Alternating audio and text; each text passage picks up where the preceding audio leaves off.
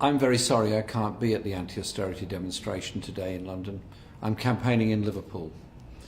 The anti-austerity movement has done so much to expose the hypocrisy of those that caused the banking crisis in 2008 and then expect the rest of us to pay for it. The austerity we're in at the moment in Britain is a political choice, not an economic necessity. And that political choice means the poorest in our society are paying the most.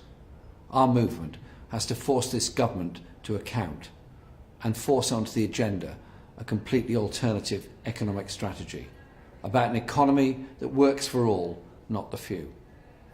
The issues are enormous. Our National Health Service, over £1 billion in deficit and debt at every hospital across the country, and the junior doctors taking action to defend the NHS and defend their working conditions. The steel industry in crisis because the government refused to act. We need to force them to be prepared to defend the steel industry, defend those jobs, and if necessary, take a public stake in the industry to do so.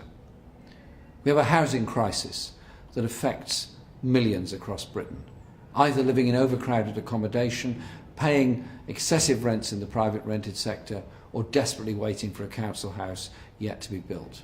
We can, need and must invest in housing for all. And we have a crisis of the government's making, with now the forced academisation of schools, destroying the local accountability through councils and communities, and instead making every school into a competition with a neighbouring school. It doesn't have to be like this. We have to put forward the strongest alternative we can. We forced them back on working tax credits when they tried to cut them last year. We forced them back when they took personal independence payments out of the budget. 3 days later, we're forced to put them back.